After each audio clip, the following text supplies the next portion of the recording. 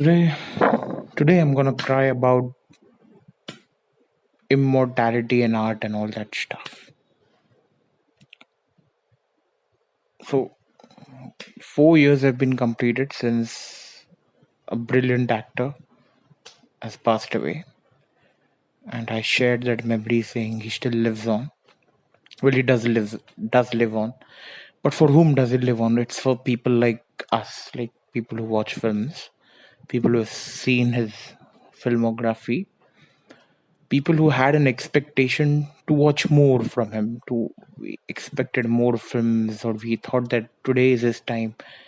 After so many years of struggle, now is the time where he can do the films that he really want to do. He can produce his films, or he can back his films, or the films that he chooses to do would be produced by other people. They would get screen space when they release in theaters and all. This was the time, which is why we kind of feel bad that he just went in without completely exploiting that space and that time where he was at, where he had that freedom to be part or of better films and had the freedom to support a lot of films. So we feel bad that that couldn't be completed, but the truth remains.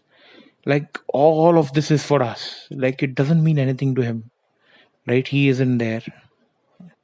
What does it mean to him? None of this means anything to him.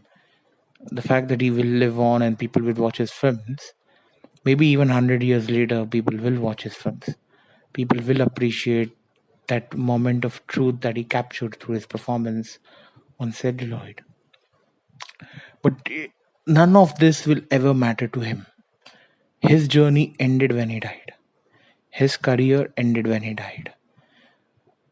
There is no way that he will get to know about what happened of his legacy.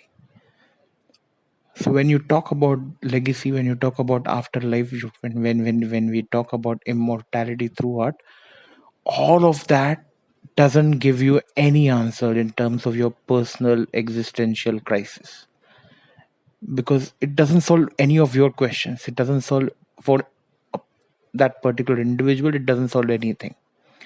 It doesn't make you immortal.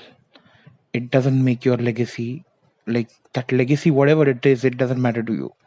It doesn't exist for you. So does this immortality in art, like, does it have any value? Like, it, again, I feel it it does have value, but it doesn't give you any answers about our own problems, our own fears, our own existential dread. It doesn't solve anything. Many a time people mix this up. I remember there was this speech that another famous Hollywood actor now um, gave about another actor. I think it was his lifetime achievement. I'm talking about Jack Nicholson's lifetime achievement award, and the guy who gave that speech, I think, was Danny DeVito, Tommy DeVito. I for some reason I've forgotten his first name. He's DeVito. That's I think Tommy DeVito. I think is a great comedic actor. A lot of character roles. He was also a director. So he was talking about this Jack. What is it about? Like, he was talking to Jack. Was giving the speech, and he was talking to Jack Nicholson, who was in the crowd. He was asking him, what is it really about? Is it about the money? Is it about the women? I mean, he was talking about his stardom. What is it about? And he said, I know what is it about. It is about immortality. Is it about staying alive after you're dead? And again, that doesn't really mean anything to Jack. It means something to people who watch his films. For some time, it will mean something to them. After a point, even that will, like, I was just talking about now. I was talking about that actor. I was talking about Irfan, by the way. People must be aware of that. Today, 4 years have passed after his death, but let's be really brutally honest to each other. We know that, okay, this generation, next couple of generations, maybe 100 years later, would Irfan's performance have any sense to that? 200 years later, 300 years later, wherever humanity has reached, what will it mean? what it just means is it's just given that